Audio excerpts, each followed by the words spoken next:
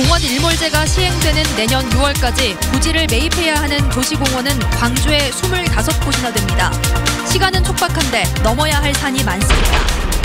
수도 검침원들이 가혹한 노동에 시달리는 건 외주화로 인한 인력 감축 때문입니다. 정규직으로 전환되기는 했지만 인량은 줄어들지 않았습니다. 바다에서는 구명조끼가 안전벨트 역할을 하지만 어민들은 거의 착용하지 않고 있습니다. 착용을 의무화시킬 마땅한 대안도 없습니다. 기아자동차 광주 공장의 효자 모델인 소울이 3세대로 진화해 본격 출시됐습니다. 여러분 안녕하십니까? 광주 MBC 뉴스데스크입니다. 난개발을 막기 위해서 광주시가 추진하고 있는 민간공원 특례 사업이 순조롭게 추진될 수 있을지 걱정입니다. 공원 일몰제 시행까지 시간은 촉박한데 곳곳에 걸림돌이 널려 있습니다. 정용욱 기자가 조목조목 짚어봤습니다.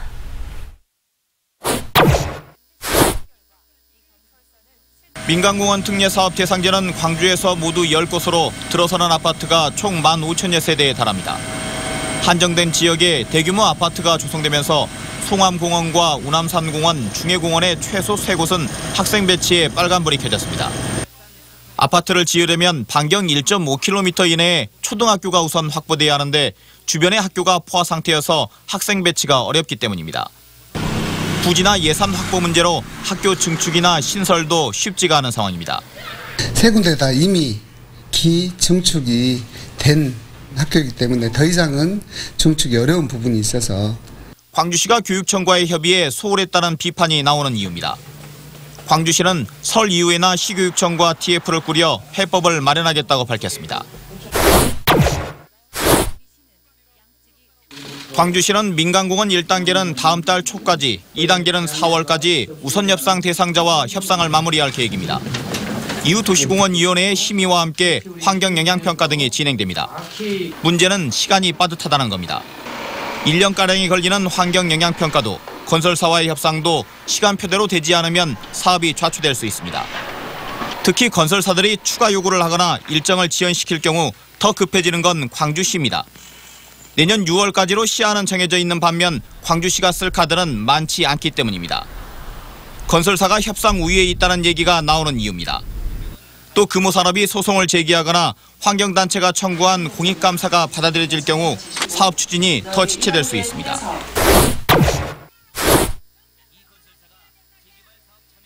사업 공모자가 없었던 송정공원은 이달 말에 재공고를 합니다. 하지만 사업자가 나타날진 의문입니다. 송정공원이 외곽에 위치해 있어 접근성이 떨어지고 공항과 가까워 고도 제한에 걸리기 때문입니다. 진입도로가 없는 것도 문제입니다. 한마디로 수익성이 떨어지는 겁니다. 당초 사업 부지로 이제 제한된 그 위치가 도로를 별도로 개설해야 되는 그런 문제가 있었습니다. 그래서 아마 이 제한이 없었던 것으로 판단이 되고. 광주시는 공원 내 사업 부지를 수정하면 문제가 해결된다며 사업자 모집에 자신감을 보이고 있습니다.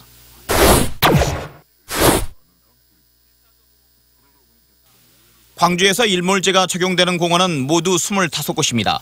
이 가운데 민간공원 특례 사업을 제외한 15곳은 광주시가 직접 재정을 투입해야 합니다. 2022년까지 시비 1,629억 원을 투입해 연차별로 부지를 매입하는 방식입니다.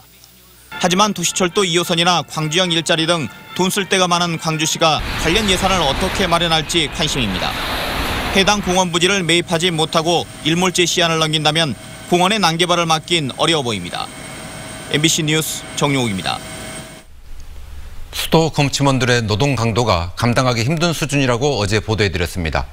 왜 이렇게 업무량이 많은가 봤더니 외주화 과정을 거치면서 인력이 대폭 줄었기 때문이었습니다. 오늘도 남궁욱 기자가 취재했습니다. 15년째 수도 검침원으로 일하고 있는 A씨는 지난해 당했던 일을 생각하면 아직도 서럽습니다. 교통사고를 당해 코뼈와 이빨이 부러졌는데도 수도 검침에 나서야 했기 때문입니다. 다른 직원에게 부탁을 하려 해도 일이 워낙 고돼 부탁할 엄두를 내지 못했습니다. 더 치료를 받아야 돼요. 의사 선생님도 나가지 말아 있습니다. 근데 이제 제 일을 제가 안 하면은 다른 누군가 동료가 더 힘들게 일해야 하기 때문에 남의 집에 들어가 검침을 하다 보면 도둑으로 오인받거나 개에게 물리는 일도 있지만 그조차 신경 쓸 겨를이 없는 건 할당량을 채워야 하기 때문입니다. 검침원들이 수도 계량기를 확인하기 위해선 이렇게 무거운 철판을 들어야 하는 경우도 있습니다. 검침원들의 일이 원래부터 이렇게 많았던 건 아닙니다. 20년 전 수도 검침원의 한 달 할당량은 1,500가구로 지금의 절반가량이었습니다. 그러던 것이 외환위기 여파로 지난 2000년부터 업무가 외주화되면서 인력이 감축돼 할당량이 한때 2,800가구까지 늘었습니다. 지난해 공공부문 비정규직 정규직화로 신분은 안정화됐다지만 해야 할 일은 여전히 많습니다. 많이 걸을 때가 3만 몇천 보, 3만 보면 보통이지. 6만 보까지도 내가 체크가 될 때가 있더라고. 하루 200에서 300가구를 돌아다니다 보면 이동거리가 20km를 훌쩍 넘기기 일쑤입니다. 그러다 보니 하지 정맥류와 족저 근막염 등과 같은 질병을 늘 끼고 살고 있습니다.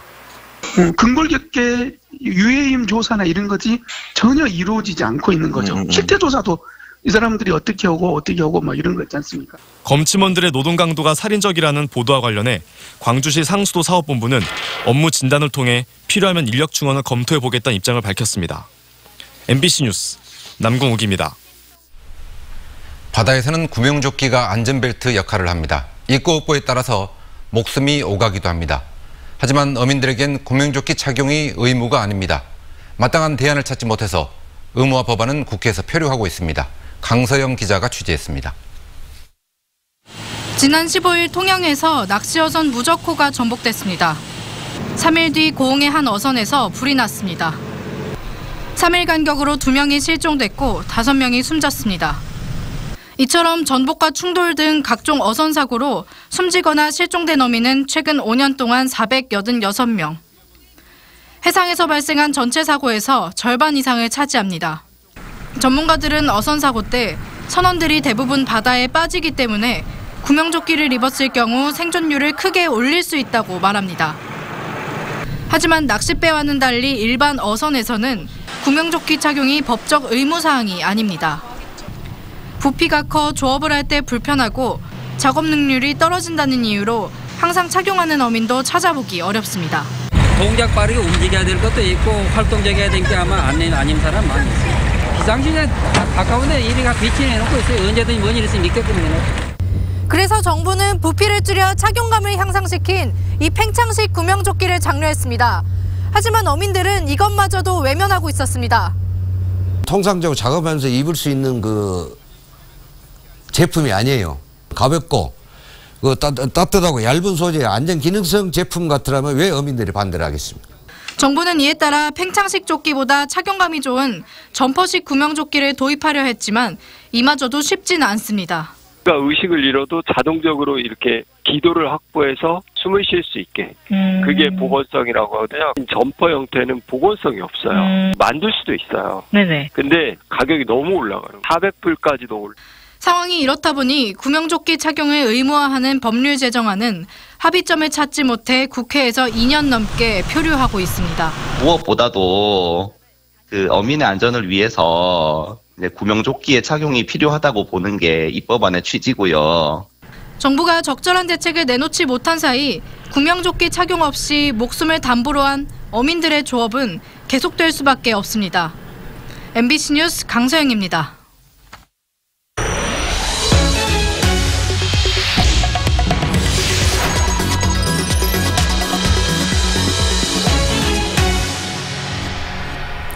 기아자동차 광주 공장의 효자 모델인 소울이 3세대로 진화해 본격 출시됐습니다.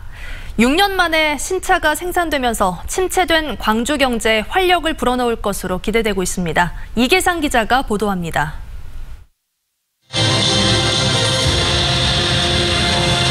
기아자동차가 강력한 경쟁력을 갖춘 신차를 선보였습니다.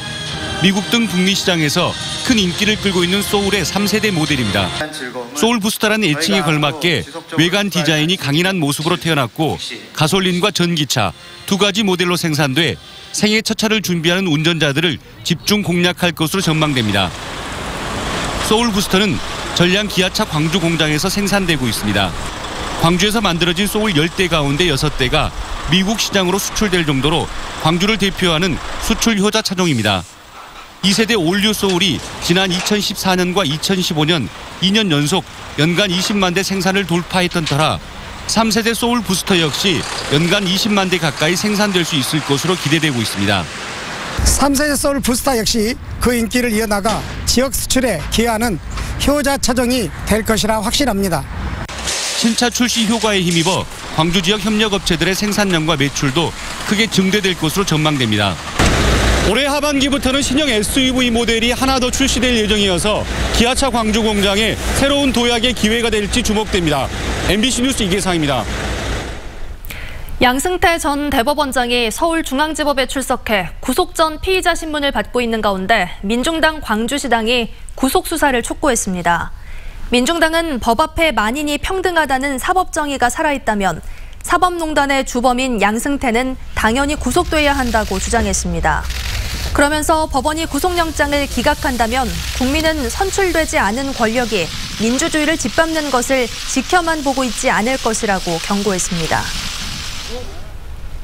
5.18 폄훼 이력 논란에도 불구하고 자유한국당이 5.18 진상규명조사위원들의 추천 명단을 국회에 최종 제출해 청와대가 인사검증 절차에 들어갔습니다. 청와대는 국회 의안과에 제출된 추천위원 명단을 취합해 각 당이 추천한 인물들이 5.18 특별법에서 정한 자격에 맞는지와 국가공무원이 되기에 결격 사유는 없는지 등을 검증하는 절차에 착수했습니다. 검증 절차가 끝나면 대통령이 위원들을 임명하고 5.18 진상조사위원회가 정식 출범하게 됩니다.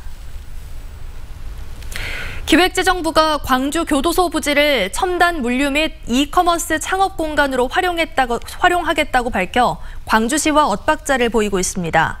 광주 교도소 부지를 민주인권기념파크로 조성할 계획이라고 밝혀온 광주시는 오늘 발표된 기획재정부의 계획은 광주시와 전혀 논의된 바가 없다며 기존 계획을 올해부터 본격적으로 추진하겠다고 밝혔습니다. 기획재정부는 광주 교도소 부지를 민주인권기념파크로 조성하는 동시에 첨단 물류와 이커머스 창업 공간으로 병행하는 방법 등이 가능하다고 해명했습니다. 광주 지역의 시민환경단체들이 상업지역 내 고층 아파트 건축 기준을 완화한 광주시의 조례 개정안에 반발하고 있습니다. 광주 시민단체협의회와 광주환경연합 등은 상업지역 고층 아파트 난립을 막는다는 당초 취지에도 불구하고 광주시가 최근 건설업계의 반발을 수용하면서 개정안이 크게 후퇴했다고 지적했습니다. 단체들은 개정안에서 고층 아파트 난립을 막는 핵심 내용이 삭제돼 조례 개정 취지가 무색해진 상황이라며 내일 시청 앞에서 기자회견을 갖고 시장과 면담을 통해 입장을 전달할 계획입니다. 광주 서부경찰서는 광주형 일자리 사업이 성사되면 자동차 회사의 사장직을 주겠다고 속여 돈을 가로챈 혐의로 60살 박모 씨를 구속했습니다. 박 씨는 지난해 12월 중순쯤 산악회에서 알게 된 64살 전모 씨에게 접근해 자신이 회장으로 있는 중국법인 자동차 회사가 광주형 일자리 사업을 추진 중인데 초기 투자하면 한국법인 사장을 시켜주겠다고 속여 소개비 명목으로 돈을 가로챈 혐의입니다.